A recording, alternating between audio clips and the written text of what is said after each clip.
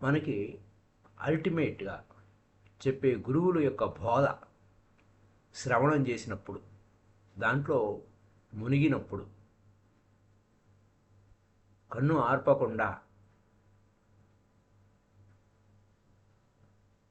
ఇక్కడ ఏంటంటే గురువుల యొక్క టీచింగ్ వినాలి, శ్రవణం చేయాలి, దాంట్లో మునగాలి, అదొక అంశం. అందులోనే మళ్ళీ ఇంకోటి ఏంటంటే కళ్ళు స్థిరంగా ఉంచడం, కళ్ళు ఆర్పకుండా. అప్పుడు ఏం జరుగుతుంది? అలాగే ఒక లోతైన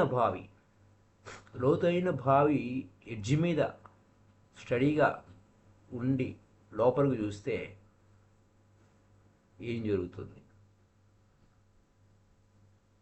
అలాగే ఒక వస్తువును చూడటం, నెమ్మదిగా ఆ వస్తువు నుంచి దృష్టి మరల్చడం, అక్కడి నుంచి ఆ దృష్టిని మరలించినప్పుడు ఏం జరుగుతుంది?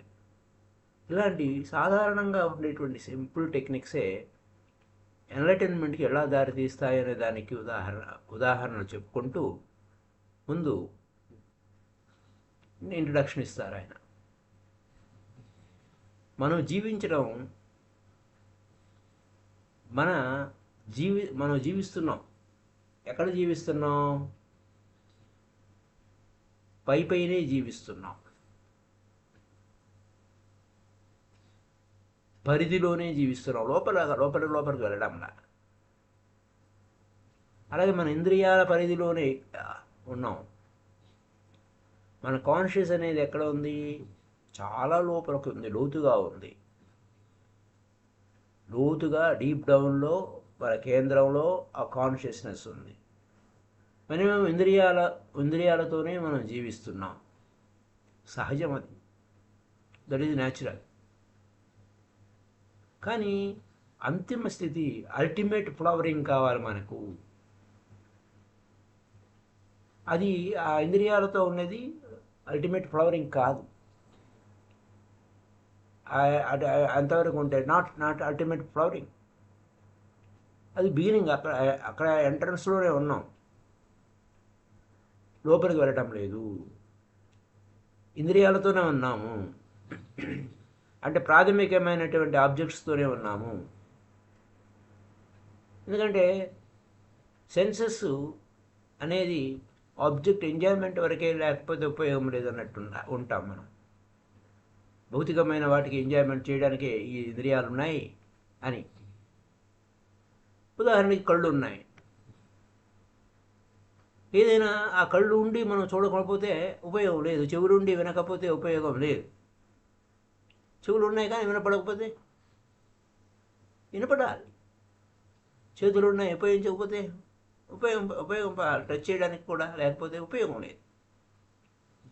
ఆ విధంగా మనం ఏమిటయ్యా అంటే ఇంద్రియాలు, సెన్సెస్ మీదే ఆధారపడి ఉన్నాము, జీవిస్తున్నాం. అంచేత ఏమైందంటే మనం భౌతిక ప్రపంచంలో నడుస్తూ ఉన్నాం. అంచేత ఈ ఇంద్రియాలన్నీ ఎక్కడున్నాయి? పరిధిలోనే ఉన్నాయి, బౌండరీలోనే ఉన్నాయి, మన ఉనికి శరీరంలోనే ఉన్నాయి, శరీరవత్తు జీవిస్తున్నాము. ఈ శరీరం ఏమి? మన లోపల ఉన్న వాడికి బౌండరీ, పరిధి. అలాగే భౌతిక ప్రపంచం ఇంకా పెద్ద బౌండరీ అన్నమాట. సో మన లోపల ఉన్నది అన్నీ కూడా బియాండ్ బౌండరీ లోపల ఉంది. ఇక్కడ మనకి 3 పాయింట్లు అవగాహన చేసుకోవాలి. ఈ టెక్నిక్స్లోకి ఎంటర్ అయ్యే ముందు 3 పాయింట్స్ అవగాహన చేసుకోవాలి. మొదటిది, మన కాన్షియస్ ఎక్కడ ఉంది? మన కేంద్రంలో ఉంది. రెండోది, ఇంద్రియాలు ఎక్కడ ఉన్నాయి? అది బయట, మన కాన్షియస్కి బౌండరీలో ఉన్నాయి. మూడోది, భౌతికమైన ప్రపంచం ఎక్కడ ఉంది? ఇంకా ఏమవుతుంది? ఆ కాన్షియస్ ఎలా మూవ్ అవుతుంది? Objects in the world to which conscious moves through the senses are beyond the boundary. ఇంద్రియాలలో మన కాన్షియస్ ఇంద్రియాల ద్వారా బయట ఆబ్జెక్టివ్ వరల్డ్కి దాటి బౌండరీ దాటి వెళ్ళిపోవాలి. ఈ 3 విషయాలను మనం గుర్తుపెట్టుకోవాలి. కాన్షియస్ ఉంది, బయట కాన్షియస్ అనేది మన కాన్షియస్నెస్ అనేది ఎక్కడ ఉందంటే మన కేంద్రంలో ఉంది. ఇంద్రియాలేమో కాన్షియస్కి బౌండరీలో ఉన్నాయి. అలాగే మనం మూడోది ఆబ్జెక్ట్స్ భౌతిక ప్రపంచం ఇంకా ఇంకా దూరంగా ఉన్నాయి. సెన్సెస్ కూడా అంతంత దూరంగా కూడా ఉన్నాయి. అదనమాట. సరే చూద్దాం. మెనీ డైరెక్షన్స్ చూడొచ్చు. మనం చాలా విధాలుగా మనం చూడొచ్చు. ఇప్పుడు ఇవి అర్థం చేసుకుంటే, మనం ఇప్పుడు చెప్పుకున్న వాటిని అర్థం చేసుకుంటే ఈ టెక్నిక్స్ చాలా సింపుల్గా ఉంటాయి. మనం చూసే విధానం ఎలా ఉంటుందంటే అనేక కోణాలలో అనేక దిక్కులుగా చూడవచ్చు, అనేక డైరెక్షన్స్లో. ఒకటి, సెన్సెస్ ఎక్కడ ఉన్నాయి? ఖచ్చితంగా మధ్యలో ఉన్నాయి. అటు భౌతికానికి ఇటు అంతరానికి మధ్యలో సెన్సెస్ ఉన్నాయి. ఒక సైడ్ ఏమో కాన్షియస్నెస్ ఉంది, మనలో ఉన్న చైతన్యం ఉంది. మరోమో భౌతిక ప్రపంచం ఉంది. ఈ సెన్సెస్ అనేవి మధ్యలో ఉన్నాయి, బిట్వీన్లో ఉన్నాయి. ఈ ఇంద్రియాలను ఉపయోగించుకొని ఏం చేయొచ్చు? అయితే లోపలికన్నా వెళ్ళొచ్చు, లేదా బయటకన్నా వెళ్ళొచ్చు. ఆ డిస్టెన్స్ సేమే. లోపలికి వెళ్ళడానికి బయటకు వెళ్ళడానికి కూడా రెండు ఒకటే దూరం ఇంద్రియాల నుంచి. ఇంద్రియాలు ఏంటాయా అంటే రెండు వైపులా ఓపెన్ అయ్యే డోర్ అన్నమాట. రెండు వైపులా ఓపెన్ చేయొచ్చు. అయితే బయటికి వెళ్ళొచ్చు, లేకపోతే మన కేంద్రంలోకి మనం వెళ్ళొచ్చు. అంచేత మనమంతా ఏమిటయ్యా అంటే ఆ ఇంద్రియాలే మనము. అంచేత జెన్ మాస్టర్స్ బుకోజు ఏమంటారంటే, ఫేమస్ జెన్ మాస్టరు ఏమన్నాడు? నిర్వాణ అలాగే ఈ ప్రపంచము రెండు సేమ్ డిస్టెన్స్ ఉన్నాయంటాడు. నిర్వాణ స్థితికి, బుద్ధుడు చెప్పేటువంటి నిర్వాణ స్థితికి జెన్ మాస్టర్ అంటే బుద్ధుడు చెప్పిన జపాన్కి వెళ్ళి అది జెన్ అయింది. నిర్వాణ అలాగే భౌతిక ప్రపంచము రెండు అదంత దూరం ఉందో ఇది అంతే దూరం ఉంది. నిర్వాణ స్థితికి చేరుకోవాలంటే చాలా దూరం అని ఆలోచించకండి. ఈ ప్రపంచము నిర్వాణ అనేది the world and other world are both the same distance. ఈ ప్రపంచము అదంటే బాహ్య ప్రపంచం, అంతర్ ప్రపంచము, లేకపోతే బాహ్య ప్రపంచం, లేకపోతే ఇహలోకము పరలోకము రెండు ఒకటే దూరం ఏం లేదు. ఇదేంటండి ఇలా చెప్తున్నారు, చాలా కన్ఫ్యూజన్గా ఉంది అనిపించవచ్చు. కారణం ఏంటంటే నిర్వాణ స్థితికి చేరుకోవాలి లేదా మోక్ష స్థితికి చేరుకోవాలి అనేది చాలా చాలా చాలా చాలా దూరము అని మనకి ఆ కింగ్డమ్ ఆఫ్ గాడ్ అనండి, లిబరేషన్ అనండి, మోక్షం అనండి, నిర్వాణ అనండి, అది చాలా చాలా చాలా చాలా చాలా చాలా దూరము అని మన ఫీలింగ్ అంతే. ఈ భౌతిక ప్రపంచం ఉందే అది చాలా దగ్గర అని మనం అనుకుంటాం. కానీ ఆ బొకోజు అనేటువంటి మాస్టర్ ఏం చెప్తున్నాడు? ఆయన చెప్పేదే కరెక్ట్. Same distance. ఈ బాహ్య ప్రపంచం ఎంత దూరంలో ఉందో అంతర్ ప్రపంచము లేదా మోక్షము లేదా ఇంకా కింగ్డమ్ ఆఫ్ గాడు, ఈ బాహ్య ప్రపంచం ఎంత దూరంలో ఉందో ఆ కింగ్డమ్ ఆఫ్ గాడ్ కూడా అంతే దూరంలో ఉంది. ఆ ముక్తి మోక్షము ఏమైనానండి అది అంతే దూరంలో ఉంది. ఈ ప్రపంచం ఇక్కడే ఉంది, నిర్వాణం కూడా ఇక్కడే ఉంది.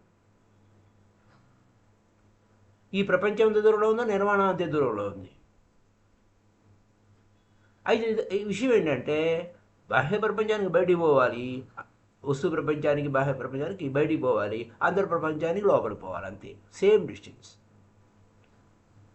అయితే ఆ డోర్స్ ఏంటి? కళ్ళు. ఆ కళ్ళు ఎక్కడున్నాయి? కరెక్ట్గా సెంటర్లో ఉన్నాయి. My centre is just as near as you near మీ.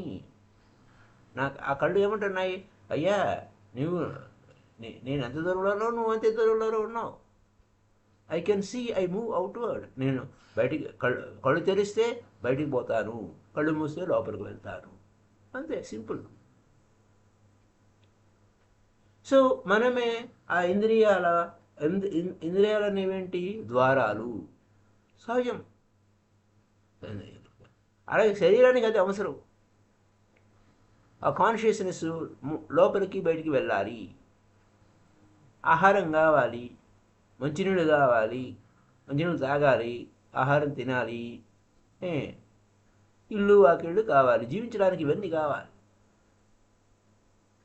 అయితే అవన్నీ నీ శరీరానికి అవసరాలు. ఎక్కడ దొరుకుతాయి, బయట ప్రపంచంలో దొరుకుతాయి. అది సహజం. కాన్షియస్నెస్ ఎక్కడికి మూవ్ అవుతుంది, ఆ ఇంద్రియాల ద్వారా బయటికి చూస్తుంది. నీకు అవసరం అనేది, నీడ్ అనేది క్రియేట్ చేయకపోతే, ఫిల్ అయిపోతే అది ఏం చేస్తుంది, బయట పని అయిపోయిందిరా అని లోపలికి వెళ్ళిపోతుంది. అయితే ఆ అవసరాలు తీరగలేదు అనుకోండి, unless you create a need, అది అవసరం లేకపోయింది అనుకోండి, you will never move inward. ఇంకా బయటికి వెళ్ళవు, అక్కడ ఫిల్ఫిల్ కాకపోతే, కానంత వరకు. సో అందుకోసమే పిల్లవాడికి చిన్న ఉదాహరణ చెప్తున్నారు. పిల్లవాడు పుట్టాడు. పుట్టిన తర్వాత వాడికి అన్నీ సమృద్ధిగా ఉంది. లోపల పుట్టాడే అయిపోయింది, ఇంకా సమృద్ధిగా ఉంది. వాడికి ఏం ఆకలి వేయటంలే, వాడికి ఏం ఫుడ్ అవసరం లేదు. అమ్మ ఇంకా చూడ్డు, వాడికి ఆకలిస్తేనే అమ్మ ఇంకా చూస్తాడు. వాడికి ఆహారం కావాలంటే అమ్మ ఇంకా చూస్తాడు. కానీ వాడికి సెల్ఫ్ సఫిషియెంట్గా ఇంకా వాడిలోనే ఆ మొత్తం ఆహారంతో పని లేకుండానే మొత్తం ఏర్పాటు ఉంది అనుకున్నాం ఎగ్జాంపుల్. ఇంకా తల్లితో పనే ఉంది, తల్లికి ప్రాధాన్యత లేదు, అర్థం లేదు. ఇంకా ఆ తల్లి బిడ్డ ఇంకా మీనింగ్ లేదు అసలు. ఏమిటి మీనింగు? ఆహారమే మీనింగు. తల్లి ఆహారం, ఎందుకంటే తల్లి ద్వారా అమ్మ పాలు ఇస్తుంది, ఆమె ఆ ఫుడ్ సాటిస్ఫై చేస్తుంది, బేసిక్ నీడ్. ఆ తల్లి పాలు లేకపోతే వాడు చచ్చిపోతాడు. అక్కడి నుంచి వాడు ఆ తల్లి పాలు తాగడం వలన వాడు అమ్మని ప్రేమిస్తాడు. అది ఆ ప్రేమ అనేది సెకండరీ, ముందు ఫీడింగ్, నీళ్ళలాగా వస్తుంది. ఎందుకంటే అమ్మ ఏం చేస్తుంది, వాడి బేసిక్ నీడ్, ఆహారం అనేది వాడి బేసిక్ నీడ్, అది వాడికి సమకూరుస్తుంది. అంచేత తల్లులు ఏం చేస్తారు, పిల్లలకి పాలు ఇస్తారు.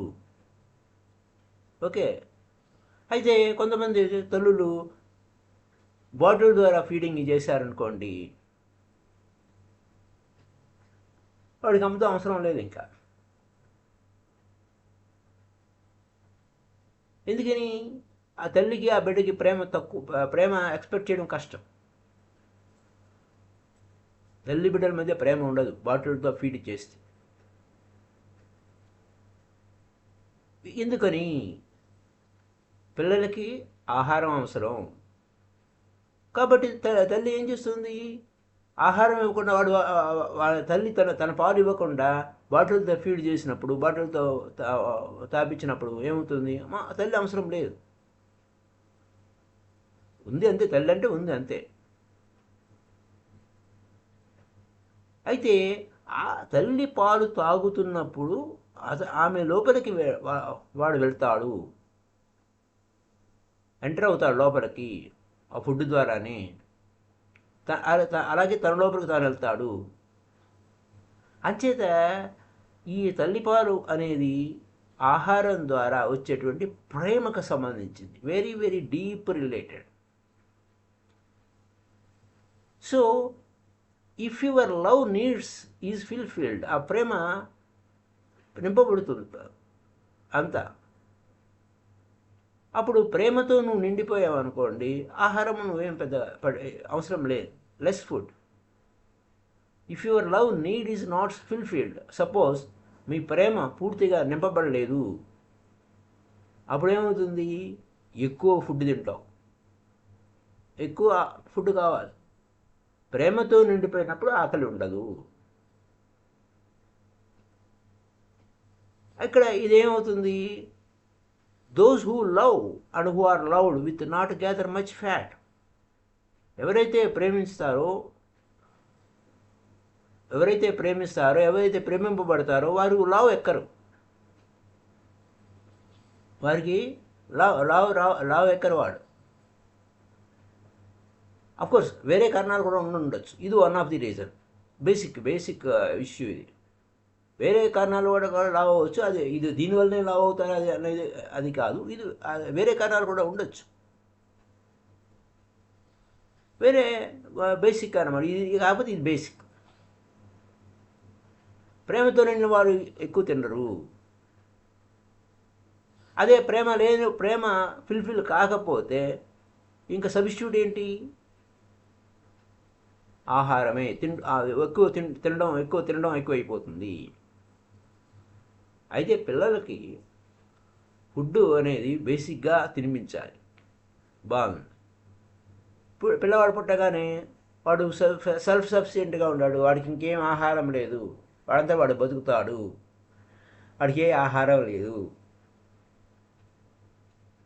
అవుట్వర్డ్ హెల్ప్ ఏం అవసరం లేదు వాడికి. అప్పుడు ఈ ప్రపంచంలో వాడు తిరగాడు. నేను తిరుగుతాడా వాడు? ఆహారం ఆకలిస్తే కదా తిరగాల? లేదు, వాడికి ఏ అవసరం లేదు ఈ ప్రపంచంతో. అవసరం లేనంత వరకు ఎనర్జీ మూవ్ కాదు. మనం బయటకు మూవ్ అవుతున్నాము అంటే outward, not because we are sinners, పాపులం కాదు. We move outwardly because we have need which can be fulfilled through our objects, which can be gained. ఎందుకంటే బయట వస్తువులు సంపాదించుకుంటున్నాం, లేకపోతే ఏదైనా కాబట్టి అవసరం ఉంది. మనం ఆ బాహ్య ప్రపంచ వస్తువుల అవసరం ఉంది.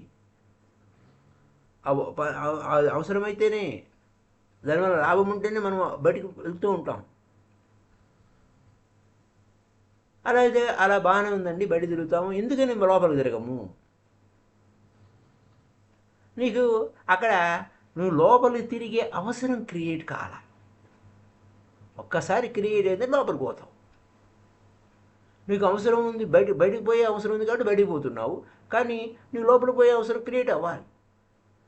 ఆ అవసరం ఎలా క్రియేట్ అవుతుంది? అది మతపరమైన విషయంగా క్రియేట్ అవుతుంది, ఆధ్యాత్మిక విషయంగా క్రియేట్ అవుతుంది. ఎందుకంటే ఆధ్యాత్మిక అంటే ఆ అవసరం అనేది లేదు. You cannot be religious. నువ్వు ఆధ్యాత్మికవాదివి కాదు, ఆ మతపరమైన వాది కాదు. ఇంకా అక్కడ నీకు అవసరం అనిపించదు. మరి ఎలా క్రియేట్ చేయాలి? నీడ్ ఎలా క్రియేట్ చేయాలి? ఏ ప్రాసెస్తో క్రియేట్ చేయాలి? ఆ అవేర్ ఆఫ్ డీప్ నీడ్. నువ్వు బయటికి వెళ్ళాలి అనేటువంటి డీప్ నీడ్, ఖచ్చితంగా వెళ్ళాలి అనేటువంటి అవసరం ఉంది, తప్పనిసరి అవసరం ఉంది అని ఎలా బయటికి వెళ్తున్నావు? అది క్వశ్చన్ వేసుకోవాలి. ఇక్కడ 3 విషయాలు గుర్తుపెట్టుకోవాలి. అయితే ఆ 3 విషయాలు వెంటనే చెప్పకుండా నెమ్మదిగా చెప్తారు. మొట్టమొదటిది మరణం. సో జీవించాలి, అందరూ జీవించాలి అంటే బయటికి పరిగెట్టాలి. అయితే నువ్వు లోపలికి పరిగెట్టాలంటే ముందు అసలు మరణం అంటే ఏమిటి అనేటువంటి ఆ బేసిక్ పాయింట్ వైపు వెళ్ళినప్పుడు లోపలికి వెళ్తావు. లేకపోతే మరణం అంటే ఏమిటి అన్న క్వశ్చన్ మార్కు నీ లోపలికి రాకపోతే నువ్వు లోపలికి వెళ్ళవు. అదనమాట. ఇప్పుడు ఉదాహరణకి బుద్ధుడు ఉన్నాడు. ఆయన మరణం గురించి తీవ్రంగా ఆలోచించాడు. వెంటనే లోపలికి మూవ్ అయ్యాడు, లోపలికి వెళ్ళాడు. నువ్వు మరణం అంటే ఏంటో తెలిస్తేనే నువ్వు వెనక్కి తిరిగి నీ లోపలికి నువ్వు చూస్తావు, లేకపోతే బయటికే పరిగెడతావు. అది అక్కడ ఉన్న విషయం.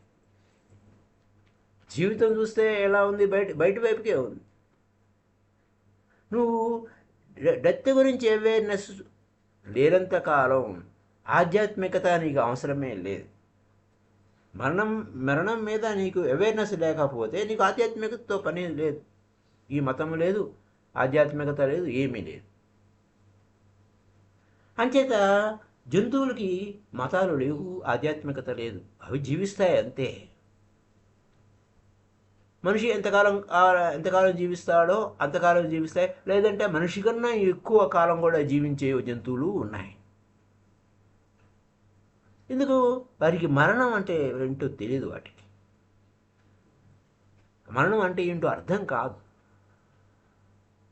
అలాగే అవి భవిష్యత్తులో మరణం వస్తుంది అనే భావన కూడా వారికి లేదు, వాటికి, ఆ జంతువులకి లేదు. అయితే ఆ మిగతా జంతువులు చచ్చిపోతున్నా అవి లోపలికి తీసుకోవు.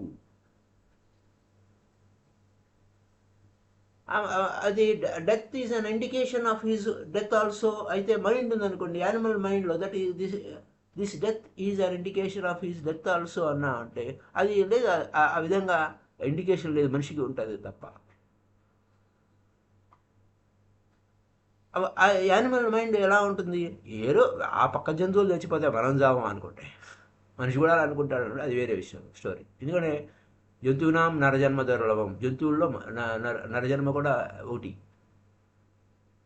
So you also death is just something which happens to others న్యాచురల్గా. అలా కనుక చావు వేరే వాళ్ళకి వస్తుందిలే, వేరే వాళ్ళకి నాకు కాదు అని అనుకుంటే నువ్వు జంతువు యొక్క మనస్తత్వంలోనే ఉన్నావు అని అర్థం. నీకు డెత్ అవేర్నెస్ లేదు. అంటే నువ్వు ఇంకా మనిషివి కాలేదు. మనిషి అంటే ఏంటి? డెత్ అవేర్నెస్లో ఉన్నవాడే మనిషి. ఇది బేసిక్ డిఫరెన్స్, యానిమల్కి మనిషికి తేడా. జంతువుకి ఆ మనిషికి ఉన్న తేడా ఏంటంటే, ఆ జంతువుకి తను సస్తాను అన్న అవేర్నెస్ దానికి లేదు, ఒక మనిషికే ఉంది. నీకు ఆ డెత్ అవేర్నెస్ లేదు అంటే నువ్వు ఇంకా యానిమల్ స్టేట్లోనే ఉన్నావు. ఒకవేళ డెత్ అవేర్నెస్ ఉంది అనుకుంటే నీకు లోపలికి ప్రవేశించాల్సిన అవసరం ఉంది, అది నీడ్ ఉంది.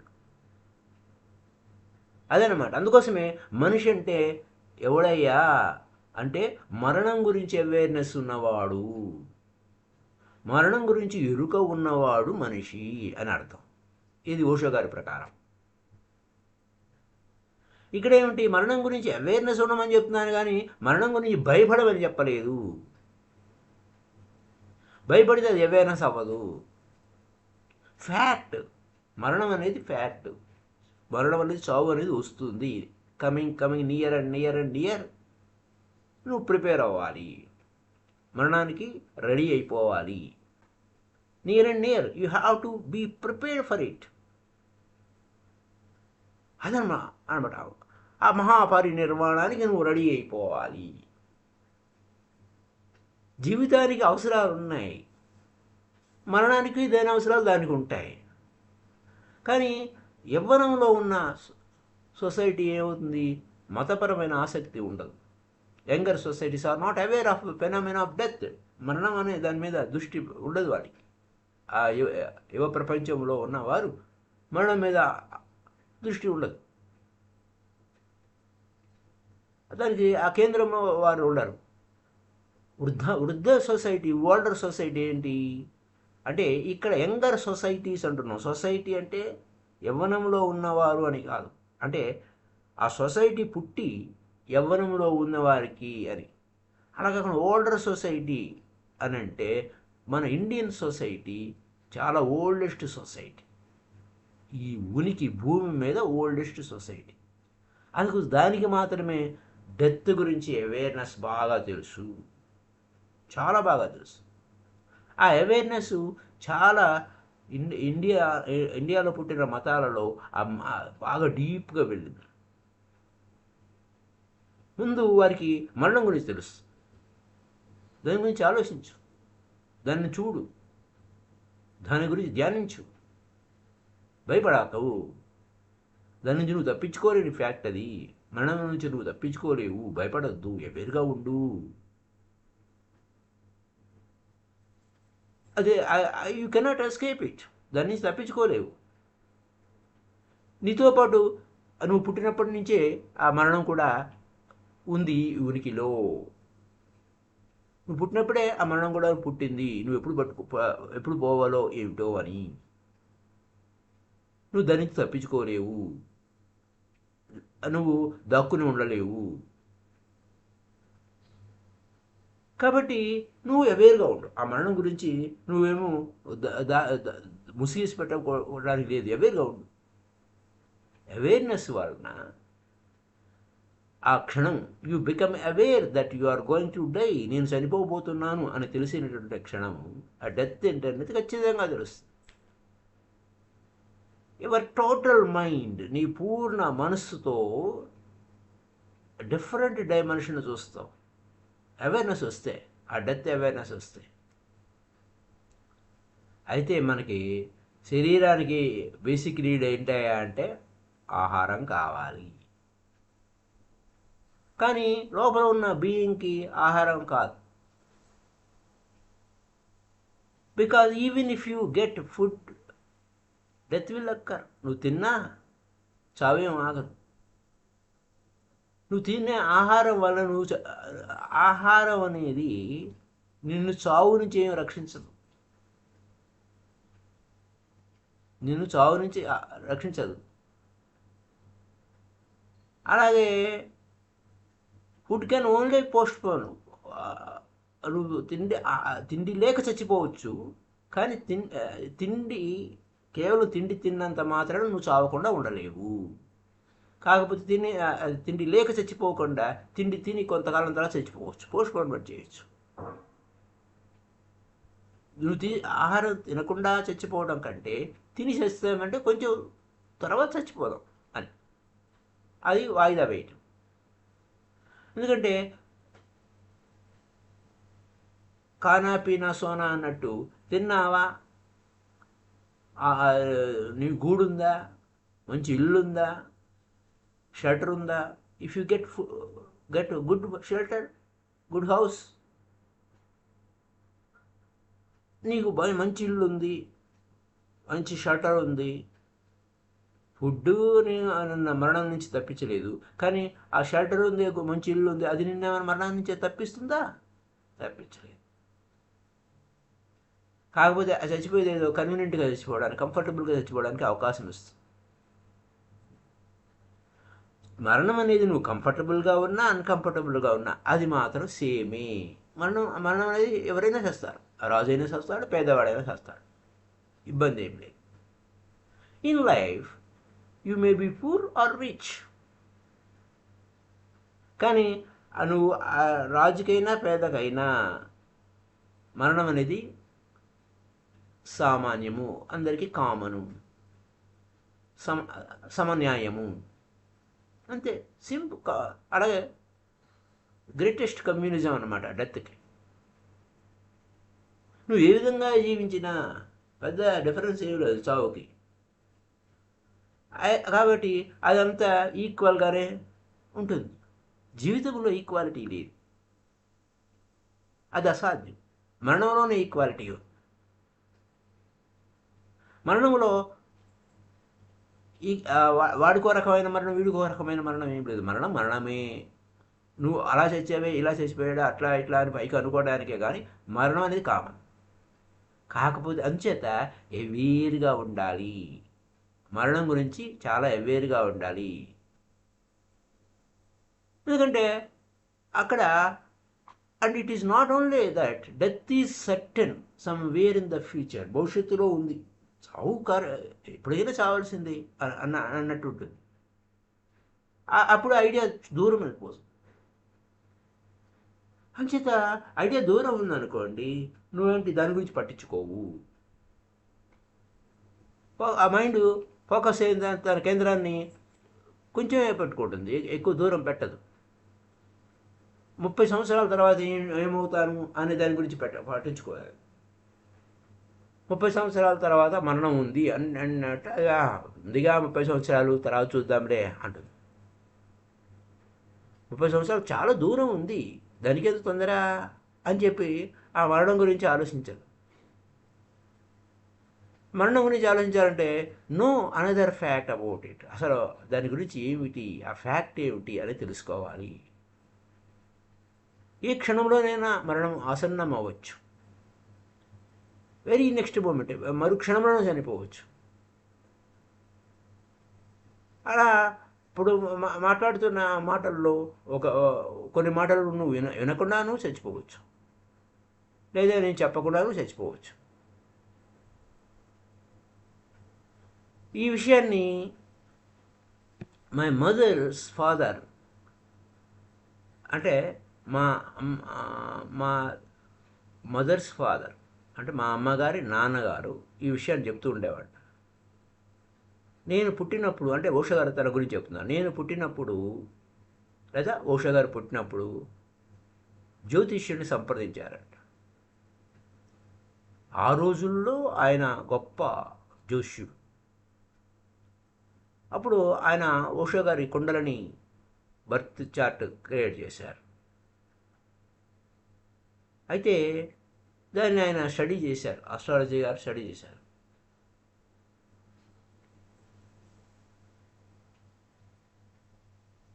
ఈ పిల్లవాడు 7 సంవత్సరాల వరకు బతికితే అప్పుడు నేను ఈ కుర్రవాడు లేదా ఈ పిల్లవాడు యొక్క కుండలని చార్టు తయారు చేస్తాను. ఈ కుర్రవాడు 7 సంవత్సరాలు కంటే ఎక్కువ బతకడు, ఒకవేళ బతికితే అప్పుడు నా దగ్గర రండి. అలాంటప్పుడు ఇతని కుండలని నేను స్టార్ట్ చేసి ప్రయోజనం ఏముంది అని అన్నాడట. సరే 7 సంవత్సరాల తర్వాత వెళ్ళాడు. వెళ్తే ఏమైంది, ఆ జోషుడు లేడు, ఆయన తయారు చేయలేకపోయాడు. వాస్తవానికి అదృష్టవశాత్తు దురదృష్టవశాత్తు నేను బతికిపోయాను అంటారు ఓషో గారు. ఎందుకంటే అతను విషయం ఏంటంటే అవతల వాడు చచ్చిపోతాడు అనుకున్నాడు, కానీ తనే చచ్చిపోతాడు 7 సంవత్సరాల తర్వాత అన్న సంగతి ఆయనకి తెలియదు. He was dead. నాకు ఆశ్చర్యం అనిపించింది.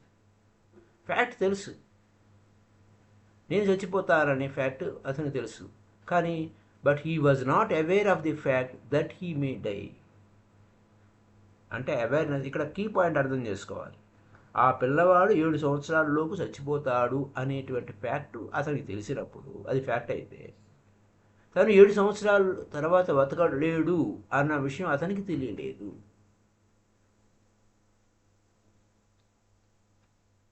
ఎందుకంటే అబ్సల్యూట్గా తన గురించి it seems that he was absolutely unconcern.